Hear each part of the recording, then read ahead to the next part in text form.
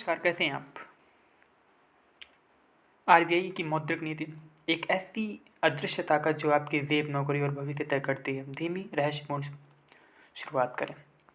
कल्पना कीजिए, एक आदमी सुबह उठता है, चाय पीता है, पेट्रोल भरवाता है, ईएमआई देता है, बच्चों की फीस भरता है और उसे लगता है कि वह अपनी ज़िंदगी खुद चला रहा है। लेकिन सच यह है लेकिन सच यह है उसकी ज़िंदगी पर कहीं ना कहीं एक ऐसी ताकत काम कर रही है जो दिखाई नहीं देती, पर असर हर जगह होता है। उस ताकत का नाम है आरबीआई की मौद्रिक नीति। एक छोटी कहानी से समझिए। मान लीजिए एक परिवार है, घर का मुखिया तय करता है इस महीने खर्च कम करना है, कर्ज कम लेना है और थोड़ी बचत बढ़ानी है। क्यों? क्योंकि उसे लगता है कि आगे समय थोड़ा कठिन हो सकता है।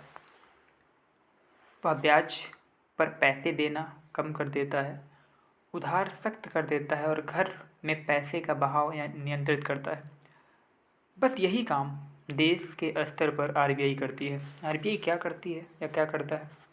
आरबीआई देश का बैंक नहीं, देश के सभी बैंकों का संचालक है। वह तय करता है पैसा बाजार में कितना रहेगा, लोन सस्ता होगा या महंगा, महंगाई बढ़ेगी या घटेगी, लोगों को खर्च करना चाहिए या बचत।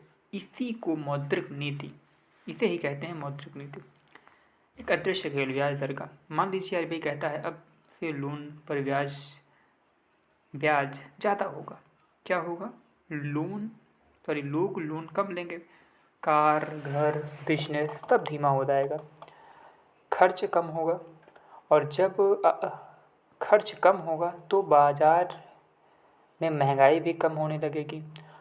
अब उल्टा सोचिए, अगर आरबीआई ब्याज कम कर देती है तो लोग ज़्यादा लोन लेंगे, नया व्यापार शुरू होगा, नौकरियां बढ़ेंगी, बाजार में पैसा घूमेगा। यानी एक छोटा सा निर्णय पूरे देश की अर्थव्यवस्था बदल देता है। महंगाई और आपकी थाली। आप सोचते हैं टमाटर महंगा क्यों हुआ, दूध महंगा क्यों हुआ? इसके पीछे सिर्फ किसान या दुकानदार नहीं, कई बार मौद्रिक नीति भी होती है। अगर बाजार में पैसा ज़्यादा है, लोग ज़्यादा खरीदेंगे, मांग बढ़ेगी, दाम बढ़ेंगे। अगर पैसा कम है, खरीदारी कम होगी, दाम धीरे हो जाएंगे। आरबीआई इस संतुलन को बनाए रखता है। सोचने का तरीका बदलता है। मौद्रिक नीति समझने वाला व्यक्ति सिर्फ खबर नहीं सुनता, उसके पीछे का कारण समझता है। जब ब्याज बढ़ता है वह जानता है क्यों।